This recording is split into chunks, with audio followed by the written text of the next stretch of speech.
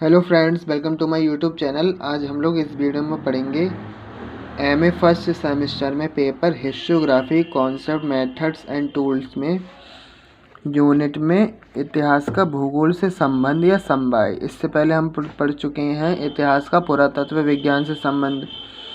इसमें पढ़ेंगे इतिहास का भूगोल से संबंध यानी correlation of history with geography, जो कि इतिहास ये पेपर में परीक्षा की दृष्टि से काफ़ी महत्वपूर्ण प्रश्न है और कई बार पूछा भी जाता है। तो देखते हैं क्या है।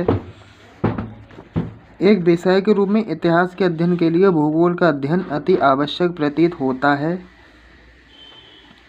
जॉनसन महोदय ने लिखा है कि भूगोल के बिना इतिहास तथा इतिहास के बिना भूगोल दोनों की ही कल्पना करना असंभव है। इतिहास के 4 प्रमुख साधनों व्यक्ति, स्थान, घटना एवं काल में से प्रथम 3 साधन व्यक्ति, स्थान एवं घटना का संबंध भूगोल से भी है।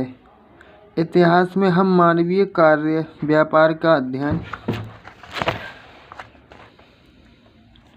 करते हैं और भौगोलिक कारक भारतीय कार्य व्यापार को प्रभावित करते हैं। अतः एक इतिहासकार को भौगोलिक कारकों के परिप्रेक्ष्य में ही यानी उसके साथ में इसके संदर्भ में ही मानवीय कार्य व्यवहार का अध्ययन करना होता है। इतिहास में हम कुछ ऐसे विशिष्ट स्थानों का भी अध्ययन करते हैं जहां विशिष्ट घटनाएं घटित हुई हों। घाटे महोदय के अनुसार मानव को अपनी भूमिका का अभिनय करने के लिए भूगोल स्थान के रूप में एक रंगमंच प्रस्तुत करता है। यही नहीं, विभिन्न ऐतिहासिक घटनाओं को भी भौगोलिक कारकों ने प्रभावित किया है। आगे पढ़ेंगे। भौगोलिक खोजों एवं उपकरणों का इतिहास में महत्व यानी इतिहास को गति, दिशा एवं अर्थ प्रदान करने में भौगोलिक खोजों एवं भौगोलिक उपकरणों ने महत्वपूर्ण भूमिका निभाई है।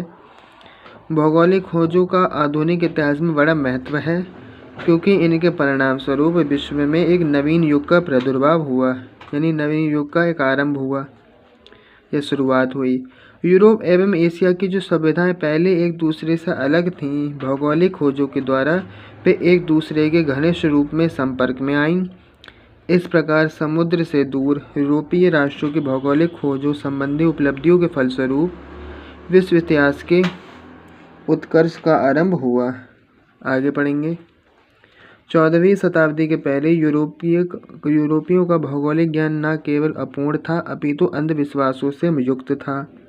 मध्य युग में वे पृथ्वी को चपटी मानते थे, परंतु भौगोलिक अनुसंधानों ने उन्हें इस वास्तविकता का पता चला कि पृथ्वी गोल है एवं पश्चिम की ओर समुद्र में यात्रा करके वे पूर्व में पहुंचा जा सकता है। वैज्ञानिक उपकरणों की खोज ने अब समुद्र में यात्रा करना सुगम बना दिया।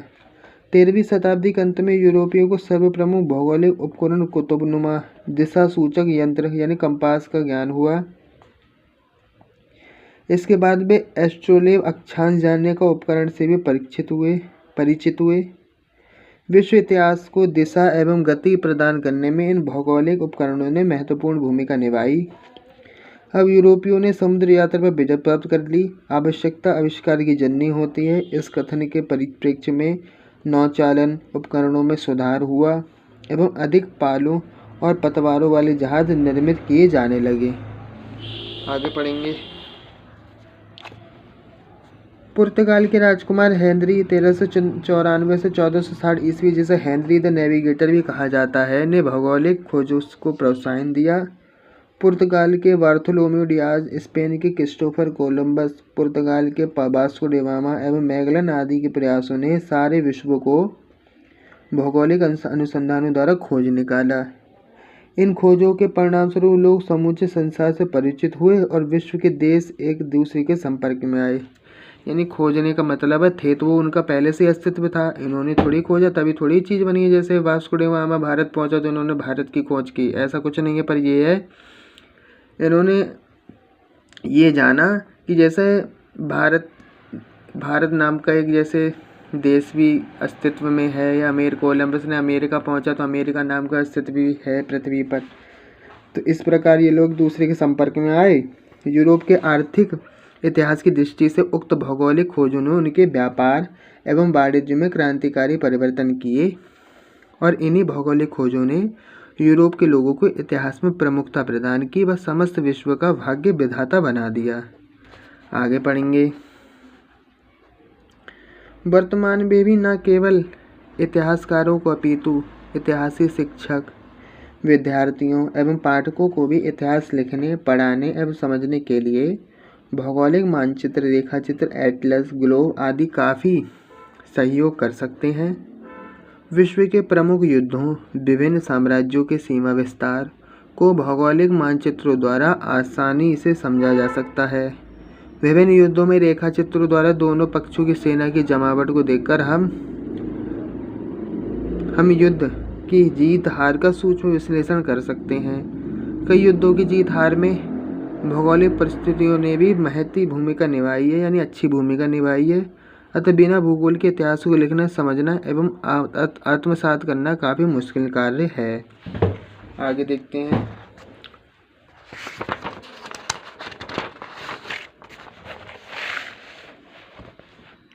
अब देखेंगे हम इतिहास में भूगोल का महत्व। राहुल सग्रत्यान इतिहास लेखन में भौगोलिक अध्ययनों को महत्वपूर्ण मानते थे। उनके अनुसार ऐतिहासिक अनौचित्य से बचने के लिए जिस तरह तत्कालीन ऐतिहासिक सामग्री और इतिहास का अच्छी तरह अध्ययन आवश्यक है, वैसे ही भौगोलिक अध्ययन की भी आवश्यकता है। इतिहास लेखन के समय भौगोलिक मानचित्रों की महत्ता प्रतिपादित करते हुए उन्होंने यह भी लिखा है कि जिस तरह ऐतिहासिक मानदंड स्थापित करने के लिए तत्कालीन राजाओं के राज्य और शासन काल के पहले से ही तालिका बनाकर उसमें वर्णनीय घटनाओं के अध्याय क्रम को टांग लेना जरूरी है, उसी तरह भौगोलिक स्थानों, उनकी दिशाओं और दूरियों का ठीक अंदाज रखने के लिए तत्व संबंधी नक्शे का खाका हर वक्त हमारे सामने रखना चाहिए। नक्शा तो बल्कि हमारे मानस पटल पर अंकित हो जाना चाहिए। आगे पढ़ेंगे। इतिहास लेखन में भौगोलिक मानचित्रों एवं रेखाचित्रों का प्रयोग वर्तमान समय की प्रमुख मांग है। आज का इतिहास का विद्यार्थी एवं पाठक वही इतिहास पढ़ना पसंद करता है जो कि भौगोलिक मानचित्रों एवं रेखाचित्रों से परिपूर्ण हो। वस्तुतः इतिहास की कुछ घटनाएं यदि भूगोल की मदद से समझाई जाएं तो पाठकों के लिए वह आसानी से बोधगम्य हो जाती हैं, यानी याद हो जाती हैं।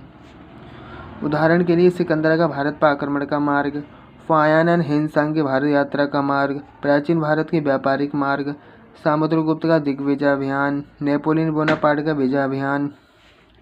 भौगोलिक खोजें, अशोक के अभिलेख प्राप्ति स्थल, हड़प्पा सभ्यता के प्रमुख स्थल, अशोक, समुद्रगुप्त, अलाउद्दीन खिलजी, अकबर, औरंगजेब एवं डलहौजी के समय भारतीय साम्राज्य की सीमाएं, 1815 ईस्वी की वियना कांग्रेस की व्यवस्था, बर्लिन सम्मेलन में परिवर्तित मानचित्र व्यवस्था, पेरिस शांति सम्मेलन द्वारा निर्धारित सीमाएं, प्रथम एवं द्वितीय अफीम युद्ध में चीन में अंग्रेजों द्वारा प्राप्त बंदरगाह आदि को यदि मानचित्र व रेखाचित्र द्वारा भी समझा दिया जाए तो उक्त सभी घटनाक्रम को पाठक आसानी से समझ सकेगा।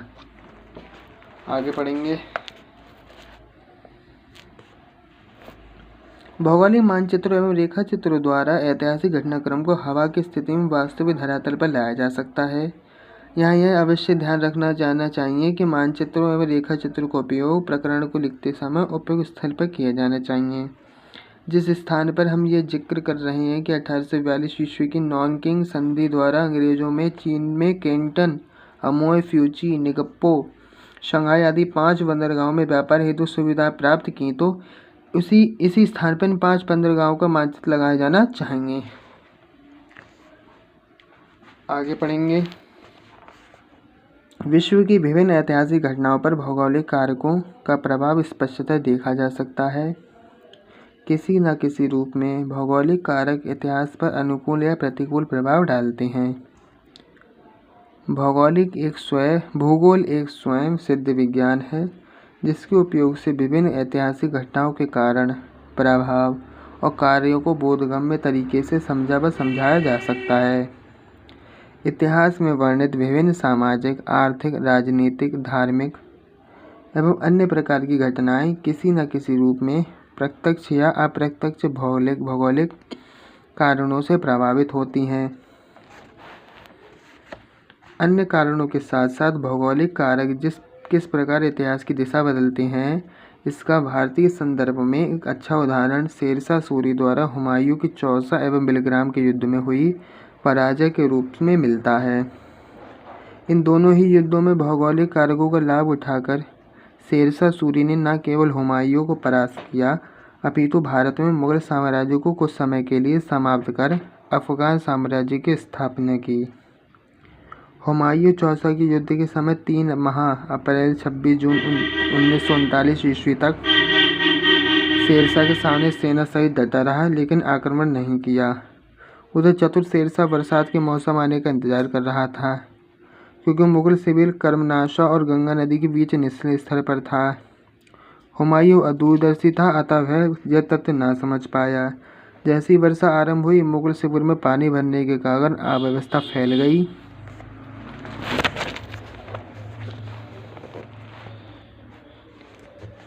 शेरशाह ने 26 जून 1539 ईस्वी को आक्रमण कर हुमायूं को परास्त कर दिया।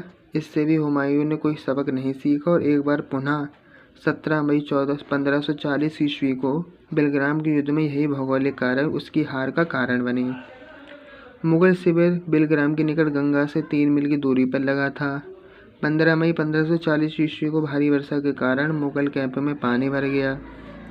इससे पहले कि मुगल ऊंचे स्थल पर शिविर लगाने की सोचते, शेरशाह ने उक्त भौगोलिक कारकों को अपने पक्ष में भुनाते हुए एक तीव्र आक्रमण कर न केवल हुमायूं को परास्त किया अपितु भारत में अफगान साम्राज्य की स्थापना की।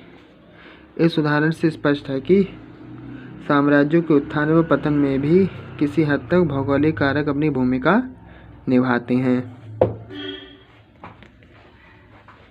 भारत में बाबर द्वारा मुगल साम्राज्य की स्थापना पानीपत के प्रथम युद्ध 21 अप्रैल 1526 ईस्वी में इब्राहिम लोदी को परास्त कर की गई थी।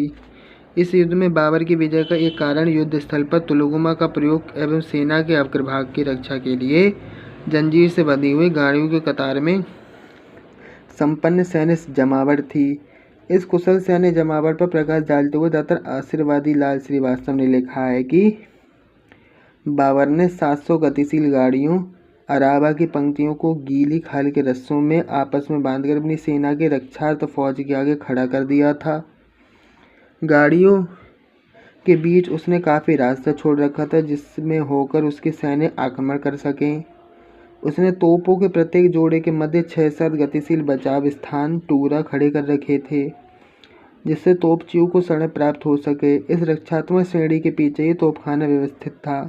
उस्ताद अली प्रमुख तोपची दाहिनी ओर और मुस्तफ़ा प्रमुख तोपची बाईं ओर। तोपखाने के पीछे उसके अग्रगामी रक्षकों का जमाव था जिसकी कमान खुसरू को कुलतास और मोहम्मद अली जंग के हाथों में थी। इसके पीछे सेना का केंद्र स्थल गुल था जहां बाबर स्वयं संचालक के रूप में उपस्थित था। यह केंद्र दाहिना केंद्र और बायां केंद्र के नाम से 2 खंडों में विभाजित था। बाबर की सेना का दाहिना अंग कटे हुए पेड़ों तथा मिट्टी की दीवार और खाइयों से सुरक्षित किया गया था।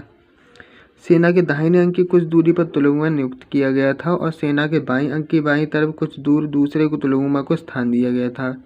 इस पंक्ति के दाहिनी ओर ठीक सिरे पर किलेबंदी करने वाला दाहिना दल दाहिना तुलगुमा अवस्थित था।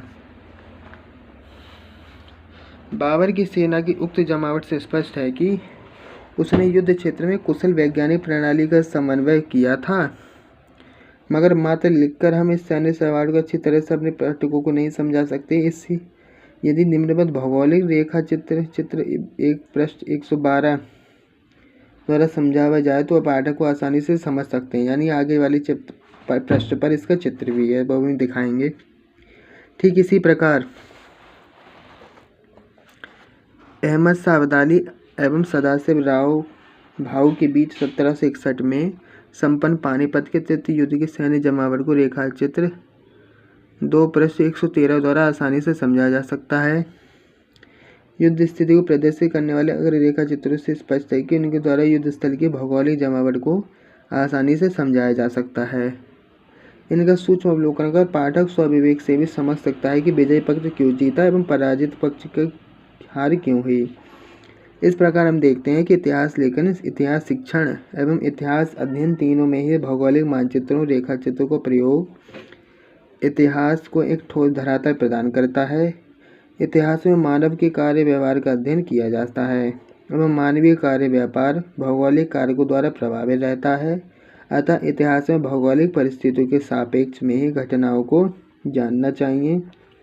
जॉनसन महोदय ने तो काल एवं भूगोल को इतिहास का नेत्र बताकर इतिहास तथा भूगोल के संबंधों के महत्व को रेखांकित किया है।